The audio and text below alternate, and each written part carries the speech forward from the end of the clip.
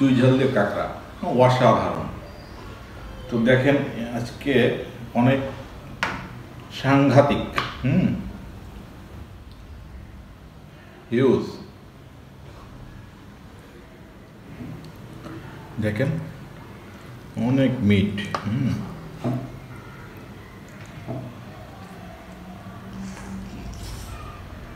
Wow, fantastic fantastic.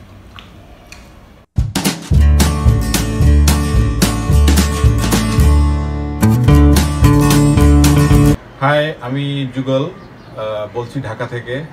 আপনারা সবাই কেমন আছেন? তো আজকে আপনাদের সামনে আমি হাজির হয়েছি একটা বিশেষ রেসিপি নিয়ে। সেটা হচ্ছে আমাদের খুলনা অঞ্চলের সুন্দরবনের কাঁকড়া, কিং কাঁকড়া, এত বড় সাইজ। এটা আমাদের যে ট্র্যাডিশনাল যে রান্নার যে ব্যাপারটা, এটা আমার ফ্যামিলিতে রান্না হবে। আমরা অনলাইনে অর্ডার করছি। অনলাইনের যে পেজে আমি অর্ডার করছি সেই পেজটা আমি ডেসক্রিপশন বক্সে দিয়ে দেবো। ক্রাফট সেলার বিডি, ওদের কাছ থেকে নিতে পারেন। আমি আজকে যে কাঁকড়াটা অর্ডার করেছি হিউজ সাইজ। এটা আসলে আমার বাড়ি বাগেরহাটে। তো আমি যে লাইফে অনেক কাঁকড়াই খেয়েছি, কিন্তু এই সাইজের কাঁকড়া আমার লাইফে এখনও আসলে আমি পাইনি। তো চলুন আমরা আজকে কাঁকড়া উপভোগ করি। আপনারা সঙ্গে থাকুন। আমাদের রান্না শুরু হয়ে যাচ্ছে। কাঁকড়া অলরেডি চলে আসছে অনলাইন থেকে। তো চলুন বন্ধুরা। অনেক বড় বড় কাঁকড়া। এই দুইটা কাঁকড়ায় 2 কেজি, এক একটা 1 কেজি করে। এত বড় কাঁকড়া আসলে আগে যদিও দেখে থাকি, কিন্তু নিজের হাতে কখনো কাটিনি এত বড় কাঁকড়া। মিডিয়াম সাইজেরগুলো কেটেছি। এখন এগুলা কাটতে যদিও আমার একটু কষ্ট হয়ে যাবে, তারপরেও কাটতে হবে, সতর্কতার সহিত কাটতে হবে, না হলে বড় ধরনের অ্যাক্সিডেন্ট ঘটে যেতে পারে। পা দুটা যদিও বাঁধা আছে, তারপরেও যদি কোনোভাবে খুলে যায় তাহলে একদম কামড়িয়ে খেয়ে ফেলবে আমাকে। আমার বাবাটা খুব সুন্দর করে মনোযোগ দিয়ে কাঁকড়া দুটাকে দেখছে, তাকিয়ে তাকিয়ে। এখন এই দুটাকে আমার সাইজ করতে হবে। চলুন তাহলে দেখি কিভাবে কেটে নেওয়া যায়। একটু সাবধানতার সহিত করতে হবে, আস্তে ধরে, কারণ পা দুটা খুলে না যায় সেদিকে একটু খেয়াল রাখতে হবে। প্রথমে একটা দা দিয়ে এই পা দুটা ভেঙে নিতে হবে, তাহলে আর কোনো ভয় থাকবে না। পা দুইটা খুলতে পারলে কামড়ানোর আর ভয় থাকবে না। এজন্য একটা দা নিয়েছি, দা দিয়ে এই পা দুইটা খুলে নিচ্ছি। একটা পা অলরেডি খোলা হয়ে গেছে, এখন আরেকটা পা খুলতে হবে। এই যে হয়ে গেছে। এই পা দুইটা খুলতে পারলে আর কামড়ানোর কোনো ভয় থাকবে না। দেখতেই পাচ্ছেন অনেক বড় পা দুইটা, অনেক বড় বড়। এখন একইভাবে আমি আরেকটা কাঁকড়ার এই পা দুটা ভেঙে নেব।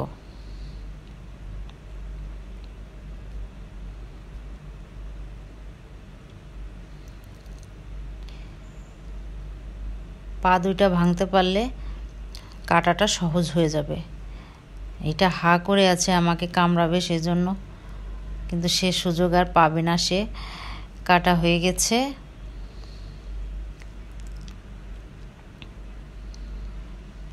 পাগুলা খোলা হয়ে গেছে। এখন আমি এই কাঁকড়াটা ধরে এইভাবে আস্তে করে এইভাবে খুলে নেব। এই যে যে অংশটা দেখতে পাচ্ছেন, এইটার ভিতরে যে ঘিলু আছে কাঁকড়ার, এটা খেতে অসাধারণ লাগে। আর এই সাইডের ময়লাগুলো আস্তে আস্তে করে কেটে ফেলতে হবে। আর পিছনের যে এই যে একটা শক্ত করে থাকে, এইটা কেটে ফেলতে হবে। এর মধ্যে ময়লা থাকে, এটা অবশ্যই ফেলে দিতে হবে।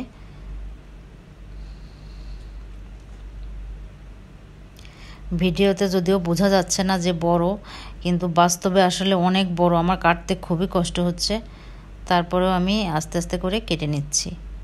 এই সাইডের ময়লাগুলো ফেলে দিচ্ছি।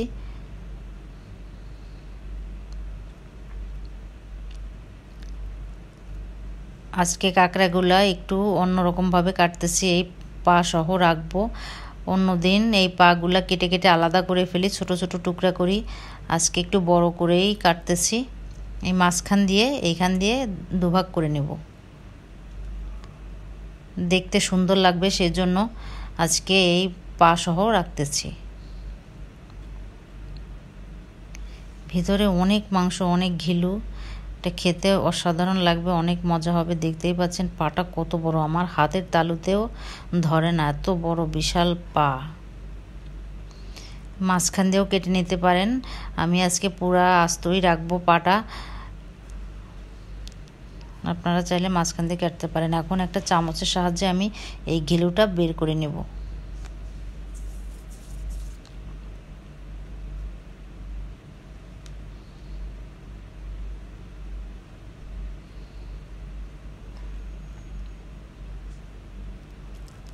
আস্তে আস্তে করে গিলুটা বের করে নিয়েছি। এখন আমি এগুলো ক্লিন করে নিচ্ছি। একটু সময় ধরে ধৈর্যের সাথে এগুলা একটা একটা করে ক্লিন করতে হবে। এখন আর কামড়াতে পারবে না সে, এখন মুখের ভিতর হাত দিলেও কামড়ানোর কোনো শক্তি নাই। খুব ভালো করে আমি ক্লিন করে নিয়েছি। এখন আমি পাটার উপরে দিয়ে এটা একটু ভেঙে নেব, কারণ হচ্ছে এটা যখন ভাজতে যাব তখন ব্লাস্ট হওয়ার ভয় থাকবে না এবং এটা খাওয়ার সময়ও সুবিধা হবে খেতে এবং মশলাগুলো এর ভিতরে ঢুকে যাবে।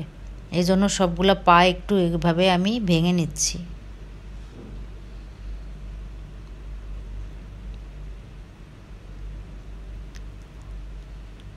কাঁকড়াগুলো রেডি হয়ে গেছে। এখানে মশলা আছে, এখানে আদা রসুন বাটা একসাথে আছে আর জিরা মরিচ বাটা একসাথে করে বেটে নিয়েছি, আর আছে গোটা জিরা,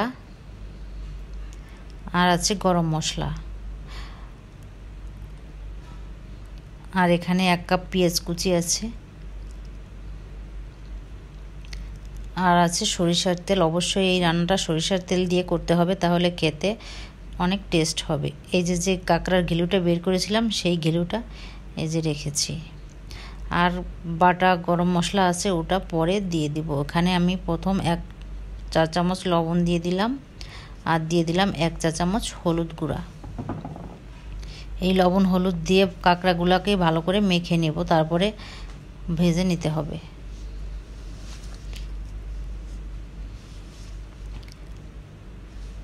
মাখানো হয়ে গেছে, এখন তেল দিয়ে দিচ্ছি। এখানে 2 টেবিল চামচ সরিষার তেল। তেলটা গরম হয়ে গেলে মাছগুলা দিয়ে দিচ্ছি।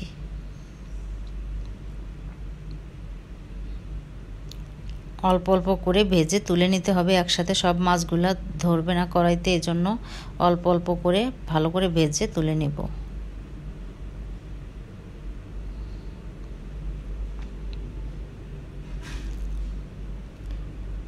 একটা সাইড হয়ে গেলে একটু উল্টিয়ে উল্টে নিতে হবে। যেহেতু বড় কাঁকড়া এজন্য একটু রান্না করতেও একটু কষ্ট হয়, ভাজতেও কষ্ট হয়, তাও সবগুলা কাঁকড়া আমি ভেজে নিয়েছি লাল করে। এখন কড়াই গরম করে আমি এখানে 1/2 কাপ সরিষার তেল দিয়ে দিয়েছি। তেলটা যখন গরম হয়ে গেছে তখন 1/2 চা চামচ জিরা দিয়ে দিলাম, আর দিয়ে দিচ্ছি গরম মশলা, আর দিয়ে দিচ্ছি 1 কাপ পেঁয়াজ কুচি। একটু নেড়ে চেড়ে নিচ্ছি। এর মধ্যে লবণ হলুদ দিয়ে দিব, 1 চা চামচ লবণ দিলাম, আর 1 চা চামচ হলুদ গুঁড়া দিয়ে দিয়েছি। এখন এটা দিয়ে ভালো করে পেঁয়াজটা ব্রাউন কালার করে ভেজে নিতে হবে। এখানে জিরা আর মরিচ একসাথে বেটে নিয়েছি, এখানে 2 টেবিল চামচ জিরা মরিচ বাটা দিয়ে দিলাম, আর 1 টেবিল চামচ আদা আর রসুন বাটা দিয়ে দিয়েছি। এখন যখন ভাজা হয়ে গেছে তখন এখানে 1/2 কাপ জল দিয়ে দিয়েছি মশলাটা কষানোর জন্য। ভালো করে মশলাটা কষিয়ে নিয়েছি। যখন তেল উপরে উঠে গেছে তখন কাঁকড়ার ঘিলুটা আমি মশলার ভিতরে দিয়ে আরও ভালো করে ভেজে নিচ্ছি। ভালো করে ভাজা হয়ে গেলে যখন তেলটা উপরে উঠে আসছে তখন এই ভাজা কাঁকড়াগুলা মশলার ভিতরে দিয়ে দিচ্ছি। এটা দেওয়ার পরে একটু ভালো করে নেড়ে চেড়ে ঝোল দিয়ে দিব। এখন এখানে গরম জল দিয়ে দিচ্ছি 2 কাপ। অবশ্যই গরম জল দেবেন, তাহলে রান্নাটা ভালো হবে। গরম জল 2 কাপ দিয়ে দিয়েছি। এখন নেড়েচেড়ে ঢেকে দিতে হবে 5 মিনিটের জন্য।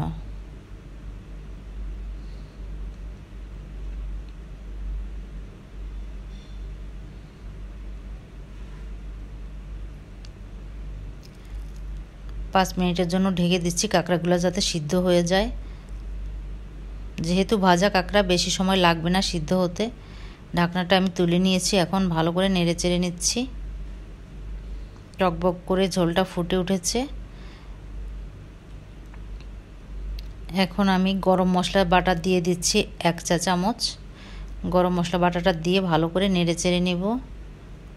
অলমোস্ট রান্নাটা কিন্তু হয়ে গেছে।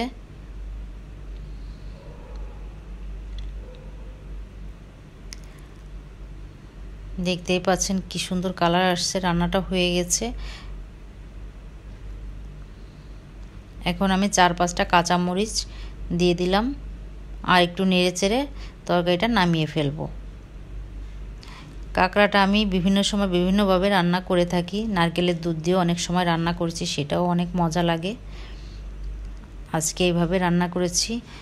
রান্নাটা আমার হয়ে গেছে। এখন খাওয়ার পালা, খেয়ে দেখতে হবে কেমন হয়েছে রান্না। বন্ধুরা, তাহলে আজকের আমাদের যে স্পেশাল কাঁকড়ার ঝাল, এটা রান্না হয়ে গেছে। হ্যাঁ, আমার গৃহিণী এটা রান্না করেছে। আজকে আমি শুরুতেই বলেছি যে আজকে যে কাঁকড়া, এটা আসলে হিউজ। আমি হাতেই ধরি, হ্যাঁ, হাতে ধরে দেখে আসলে এটা আমার লাইফে এখনো এত বড় কাঁকড়া আমি দেখিনি।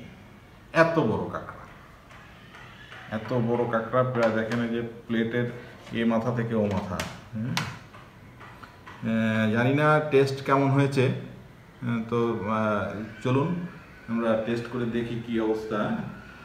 আজকে কাঁকড়া ঝাল ফ্রাইটা একটু টেস্ট করে দেখি। এটা আমাদের দক্ষিণাঞ্চলের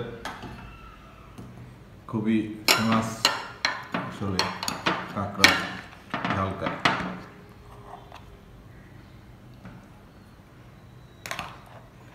হিউজ হিউজ হিউজ হিউজ। আমার তো 2 হাতেই উঠাইতে হবে, চিন্তা করতেছি। এটা খাবো কিভাবে? ও মাই গড, ও মাই গড। হ্যাঁ, তাহলে দেখি, টেস্ট করে দেখি কি অবস্থা।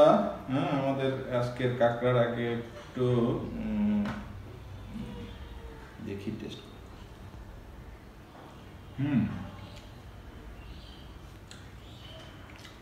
বেশ মজা হয়েছে, একটু ঝাল হয়েছে বেশি। তবে কাঁকড়াটা আসলে অ্যাকচুয়ালি ঝাল বেশি হয়, কারণ কি এটা সামুদ্রিক, তো একটু ঝাল ঝাল হলে ভালো হয়। সাথে আমরা যেটা ইউজ করি বাগেরহাটে, সেটা তো এখানে তো নেই। এখন কী করা যাবে? আমরা বাড়িতে যেটা ইউজ করে আমার মা, সেটা হচ্ছে চুই ঝাল। চুই ঝাল দিয়ে কাঁকড়া অসাধারণ। তো দেখেন আজকে অনেক সাংঘাতিক, হিউজ।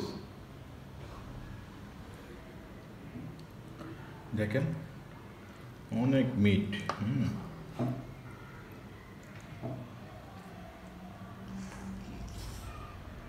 Wow, fantastic fantastic. আমি আসলে বলা হয়নি আপনাদের, আমার যে ইউটিউব চ্যানেল আছে মাধবী যুগল ফিউশনস, তো সবাই একটু সাবস্ক্রাইব করবেন।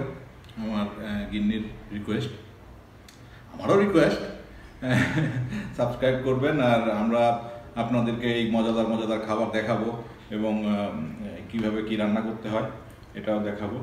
আজকের যে কাঁকড়া, ও মাই গড, এত বড় কাঁকড়া, really really I am happy. দেখি কাঁকড়ার মাংসের কি অবস্থা।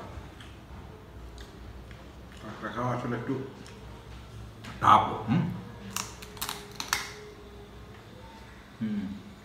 মাংস আছে অনেক। তো বন্ধুরা, আপনারা এই লকডাউনের মধ্যে সাবধানে থাকবেন। আর আমি জানি দেশের অবস্থা আসলে ভালো না। কোভিডের যে অবস্থা, তো সবাই ঘরে থাকুন, সুস্থ থাকুন, সাবধানে থাকুন, হ্যাঁ। আর বেশি বেশি আমার চ্যানেলের লাইক কমেন্ট করুন। সবাই ভালো থাকবেন, সুস্থ থাকবেন।